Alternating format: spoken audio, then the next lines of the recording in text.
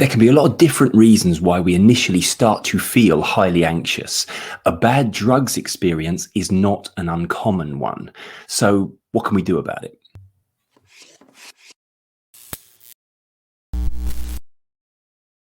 Hi guys, I'm Tim Box. I'm a mind coach and an anxiety specialist. I see clients one-to-one every day to help them get control of their anxiety issues. And in this video, I'm going to be answering this question.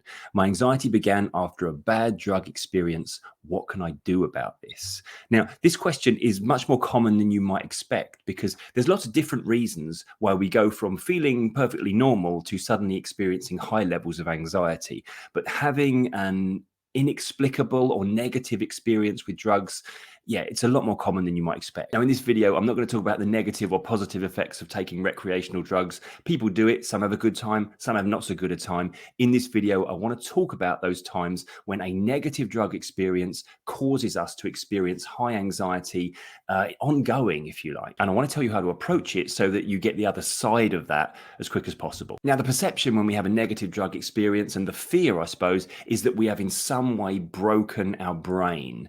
There's something now that we can't get rid of. We've done damage to ourselves that can't be healed. And we're inevitably now just going to experience weird emotional, physical responses all the time until we die. Now, the reality couldn't be further from that. We don't damage ourselves irreparably with a bad drug experience. What actually happens is we create what we might refer to as a confusion in the subconscious. So let me explain this a little bit more.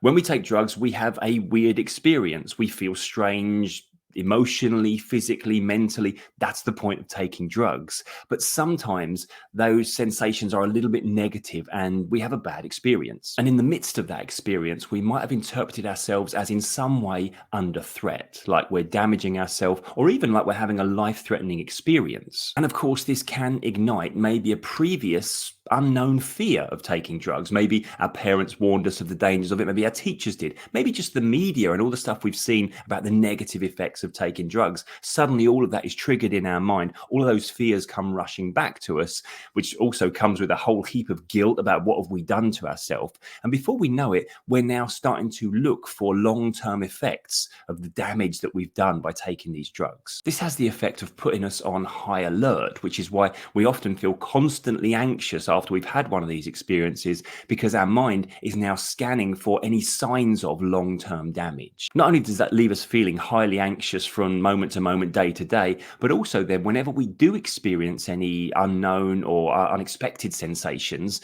what happens then, we might even go into a panic state where a bit of our mind says, oh no, this is now confirming all of my deepest, darkest fears about what I've done to myself. Our subconscious is basically on the lookout for anything unusual going on with us, physically, mentally, or emotionally. This is why we feel constantly on edge, and this is ultimately why we create higher levels of anxiety than we would otherwise be creating. It leaves us vulnerable to ongoing anxiety. It leaves us vulnerable to panic, simply because a bit of our mind now is on red alert mode, looking for anything negative going on. And let's face it, this isn't a malfunction. This is a very healthy response to perceived threat. It's just the mistake our mind has made in perceiving what we've done to ourselves with any drug experience as potentially long-term negative damage. So if we know we haven't damaged ourselves irreparably, how do we stop all the high anxiety and the panic? Well, my best advice here is probably just to allow those feelings, those sensations, those thoughts to come and go. Recognize that none of these sensations are permanent, they're transient. Anything negative, anything positive, it comes and it goes. That's the way of things. At the moment, of course, we're focused on the negatives arriving and wondering why they are and thinking this confirms our deepest fears. But what if instead we put our focus on the fact that they actually pass? And if we can do that, if we can take that knowledge that we haven't broken ourselves with this experience, then every time we do feel anxiety, potentially it doesn't quite get as high. Potentially it doesn't quite last as long. And as a result of that, we stop fearing it. We stop being threatened by it.